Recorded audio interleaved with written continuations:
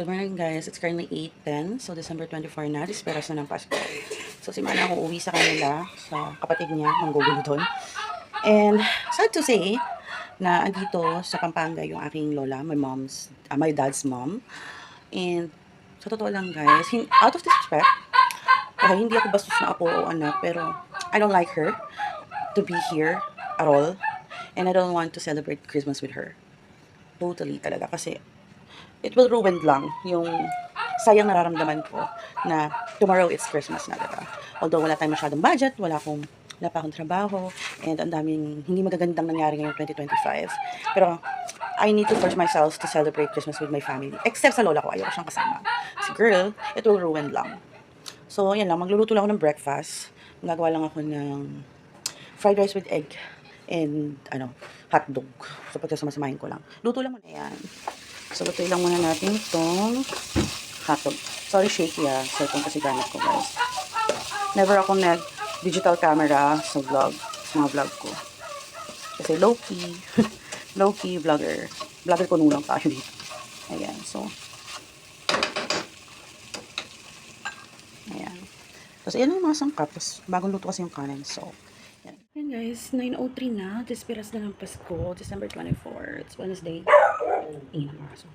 So, si Habi, pauwi na. Tapos na daw ang operation nila. Napakaaga, 9:04. Usually, 10:30 or 11 yan. Nag-e-end. Tapos, ayan. Wala dito ang parents ko. Wala din ang panganay ko dito. Nasa Manila sila. Doon sila magdidisperas ng Pasko. And doon sila magno-Noche Buena. So, magluluto lang ng konting spaghetti pang salubong lang sa Christmas. And then, mag-i-edit lang ng konting ham. So, tinan mo, kung gaano katahimik ang bahay. Oh. Si Manang Aida naman umuwi sa kanila sa Navaliches sa kapatid niya. So, pinayagan na namin. So, kami lang. And yung lola ko, yung nanay ng airpot ko is nasa kabilang bahay dun sa mga kapalog na nakilala niya dito sa Pampanga. Usually, nag-take advantage sa kanya. Mas okay na yun, kasi ang ingay niya dito, ang dami niya kinakita. So, ang ingay ng aso, ang dami kasing tao. Kanya-kanyang handaan, kanya-kanyang party-party na dito sa labas. So, anyway, waiting lang ako kay Habi. Pinapa-defrost ko lang yung giniling. So, hindi ko pa hinihiwa yung hotdog at hindi pa ako nagluluto ng noodles. So, magluluto ako ng noodles pag nakapag-separate na ako ng giniling. So, yun. Merry Christmas, guys! Alam mo, mas feel ko yung Christmas siguro 90s and early 2000. Mas masaya pa noon kasi kaliwaan yung party, yung mga Christmas party, 'di ba? Unlike ngayon, 'di ba, nag-start yung Christmas na hindi maganda is like 2015, mga ganun. Something ganun. Unlike ngayon talaga. Talagang super tahimik, kanya-kanya na lang, 'di ba? Tapos syempre tuwing Christmas and New Year lang nagbabago ang tao, tapos babalik na rin sa dating ugali. So, please, dapat hindi lang Christmas and New Year tayo magbabago. Dapat kahit walang okasyon or kahit hindi holiday. So yan, sobrang oily ng mukha ko. Wala pa ako ligo, guys. So maliligo ako maya-maya pagdating ni Habi. So anyway, ayun lang. I-charge na rin ako ng phone. And tulog si baby. Ayan siya, tulog. So yan, pauwi na raw si Habi. So ayan, Merry Christmas, guys. Hi guys. So andito ako sa kabilang unit namin na nagpahinga lang dito sa likod sa labas. Yun, 26 na. So tapos na ang Christmas, guys. Parang dumaan lang ang Pasko. Parang ordinary na lang yung Pasko. Hindi na siya exciting. Hindi na rin siya, alam mo yun, hindi ko na feel yung Christmas. Parang lang talaga sa mga bata. Now it's kind of boring. So anyway, pahinga lang, guys, kasi hiningal ako, pababatog. Hi guys, so ayan, nakauwi na ako dito sa bahay. 10:30 na nga pala ng gabi. So ginabi na ako. Kasi nga habang nag-scatter kami ni ate, nag-ano siya ng, ano dito? Balinghoy, nagkakayod. So anyway, ayan, nakaano ko, tali ng buhok. So, ang daming fireworks dito, guys. Aga-aga. Wala pang New Year. So yan, sabi ko nga sa video kanina, 'di ba? Sabi ko sa inyo, guys, hindi feel yung Pasko. For me, yung Pasko parang pambata na lang. Kasi unlike before talaga, way back, 'di ba? Masaya yung Pasko kasi kainan dito, kainan doon, 'di ba? Party dito, party doon. Tsaka feel mo talaga na Pasko. Unlike ngayon, for me and for my family, yung pagpasok ng umpisa pa lang ng 2025, Ang blessing lang na nangyari sa akin itong 2025 is, natanggap ako sa trabaho, tapos, syempre government hospital yun, tapos, syempre may income.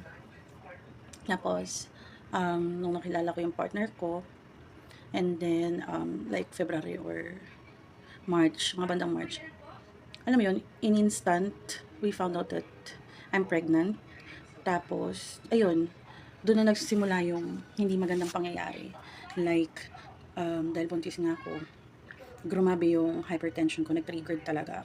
As in, tumaas yung, dumoble yung BP ko, which is normal naman pag buntis ka, is, dumodoble yung BP mo. Pero kasi yun sa akin guys, high risk na. So yun, ayun, naging pre-eclampsia siya. Sobrang namamanas yung mga paa ko. Tapos, yun, umiinom talaga ako ng methyl-dopa. Yun yung gamot ng buntis pag kami hypertension. So, pre-eclampsia na talaga ako nun, guys.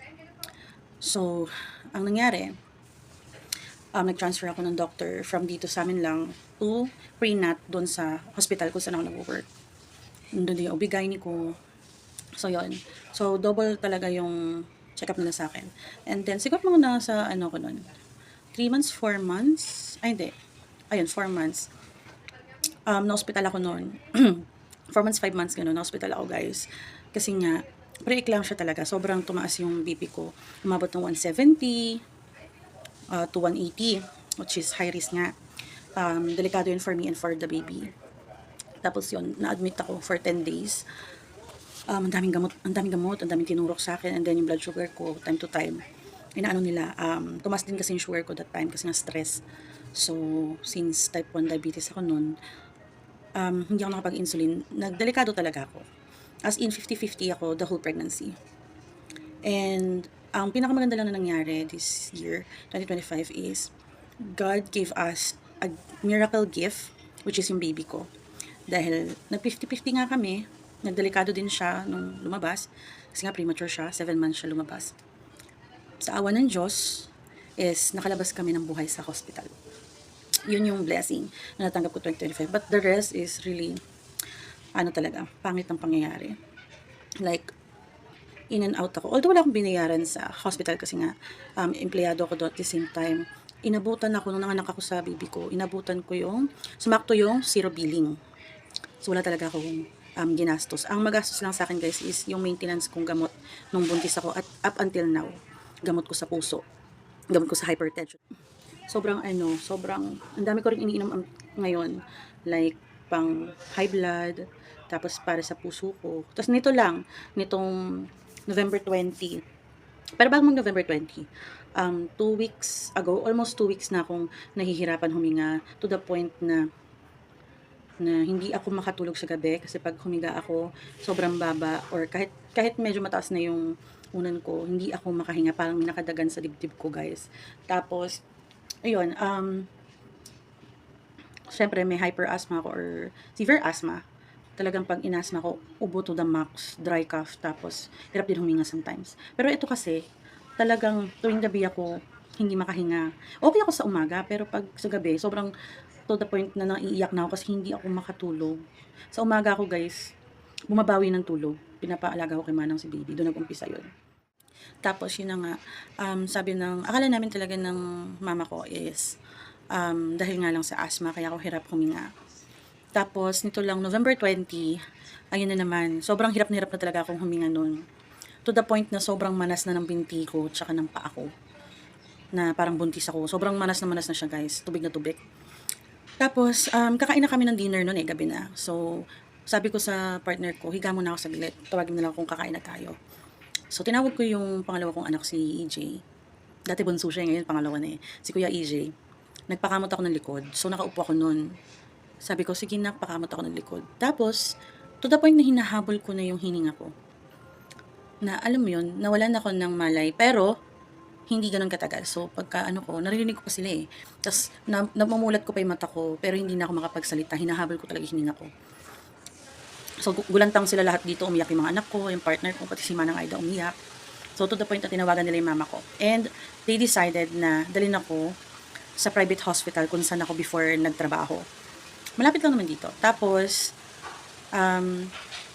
yun, nagpadala ako doon kasi kahit naman din ako, Mas gusto ko doon. Di bali ng gumastos. Basta okay ako.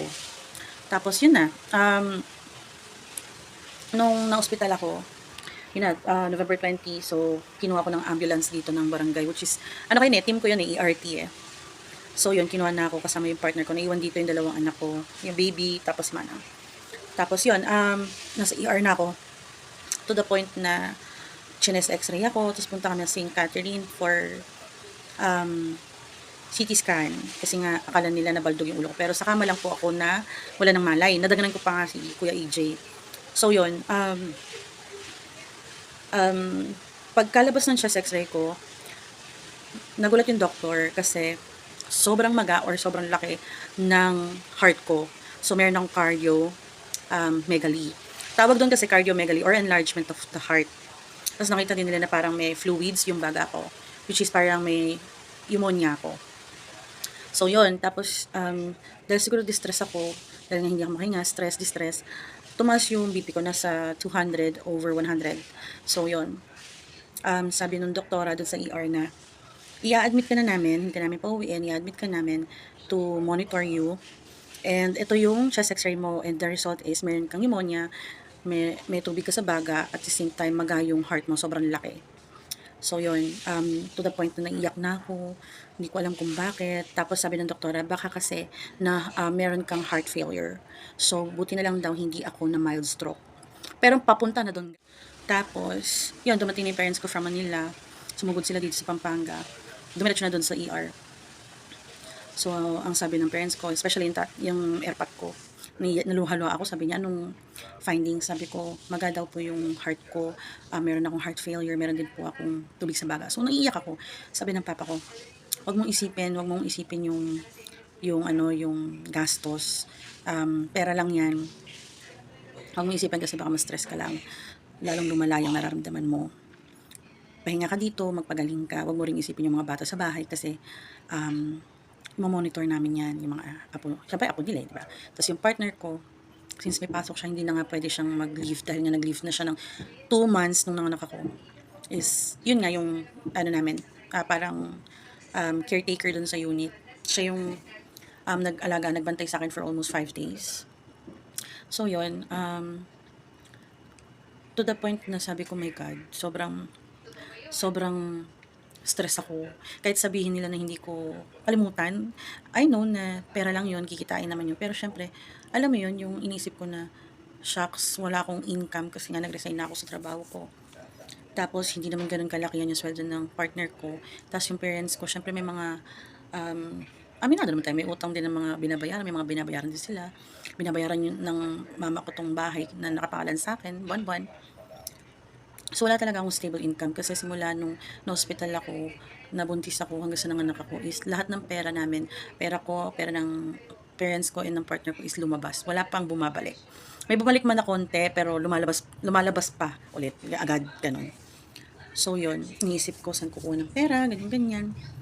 Yung partner ko rin problemado kasi syempre yung parents na hindi naman makapag-provide ng tulong na financial kasi ganun din sila, parang hindi rin stable yung financial income ng parents niya sa Zamboanga. So yun, pray ako kay God. Sobrang ang bait pa rin ni God sa akin kahit minsan nakakagawa ko ng kasalanan. Syempre guys, hindi naman tayo perpekto, tao lang tayo na nakakagawa pa rin ng kasalanan. Hindi naman yung to the point na sobrang kasalanan, no. Yun, na thankful ako kay God kasi sobrang ang daming ng nangyari sa akin. Like, hindi lang to pangalawang buhay sa akin na binigay ni God, which is like third or fourth, ang dami na. Kasi ang daming nangyaring aksidente sa akin na buhay pa rin ako. So yun, ngayon, I have heart failure, I have hypertension, I have asthma, ayun, tas type 1 diabetes ako. Si mama type 2 diabetes, so nagpo-produce pa rin kahit konti ng insulin yung body niya o yung organs niya, which is hindi niya kailangan ng insulin.